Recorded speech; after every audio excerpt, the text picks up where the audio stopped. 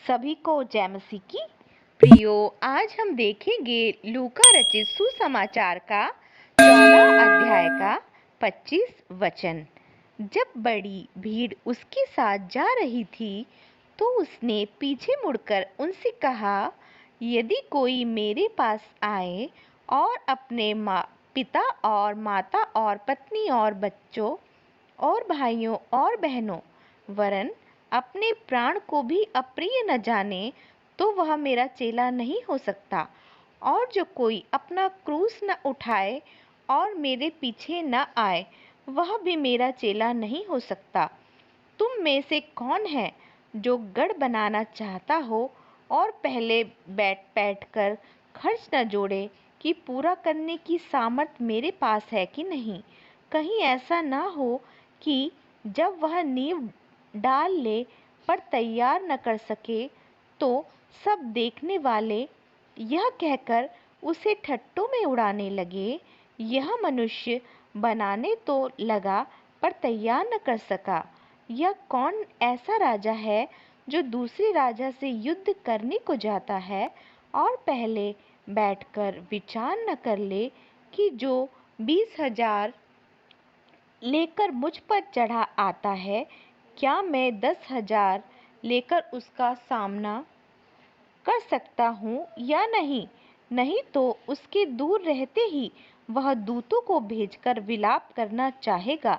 इसी रीति से तुम में से जो कोई अपना सब कुछ त्याग न दे वह मेरा चेला नहीं हो सकता।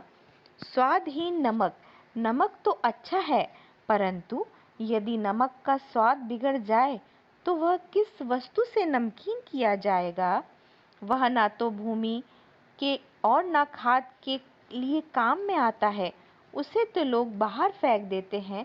जिसके सुनने के कान हो वह सुन ले। इसके बाद हम देखेंगे लूका रचित सुसमाचार का 15 अध्याय। सब चुंगी लेने वाले और पापी उसके पास आया करते थे ताकि उसकी सुने, पर फारिसी और शास्त्री कुड़कुड़ाकर कहने लगे, यह तो पापियों से मिलता है और उनके साथ खाता भी है। तब उसने उनसे यह दृष्टांत कहा, तुम में से कौन है जिसकी 100 भेड़ें हों और उनमें से एक खो जाए तो 99 को जंगल में छोड़कर उस खोई हुई को जब तक ना मिल जाए खोजता न रहे। और जब मिल जाती है तब वह बड़े आनंद से उसे कंधे पर उठा लेता है और घर में आकर मित्रों और पड़ोसियों को इकट्ठा करके कहता है, मेरे साथ आनंद करो क्योंकि मेरी खोई हुई भेड़ मिल गई है। मैं तुमसे सच कहता हूँ कि इसी रीति से एक मन फिराने वाले पापी के विषय में भी स्वर्ग में इतना ही आनंद होगा जितना कि 99 ऐसे धर्मियों के विषय में नहीं होता जिन्हें मन फिराने की आवश्यकता नहीं। या कौन ऐसी स्त्री होगी जिसके पास 10 सिक्के हों और उनमें से एक खो जाए तो वह उसे दिया जलाकर और झाड़ बुहारा कर कर जब तक मिल न जाए जी लगाकर खोजती न रहे। और जब मिल जाता है तो वह अपनी सखियों और पड़ोसियों को इकट्ठा करके कहती है, मेरे साथ आनंद करो क्योंकि मेरा खोया हुआ सिक्का मिल गया है। मैं तुमसे सच कहता हूँ कि इसी रीति से एक मन फिराने वाले पापी के विषय में परमेश्वर के स्वर्गदूतों के सामने आनंद होता है। फिर उसने कहा, किसी मनुष्य के 2 पुत्र थे।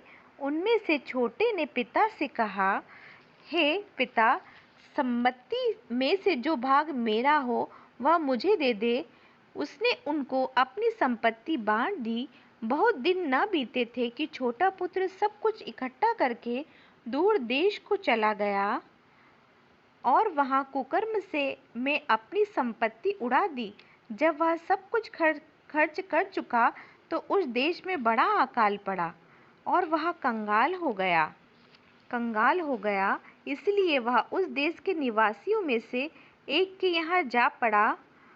उसने उसे अपने खेतों में सूअर चराने के लिए भेजा और वह चाहता था कि उन फलियों में से जिन्हें सूअर खाते हैं अपना पेट भरे, और उसे कोई कुछ नहीं देता था। जब वह अपने आपे में आया तो कहने लगा, मेरे पिता के कितने ही मजदूरों को भोजन से अधिक रोटी मिलती है।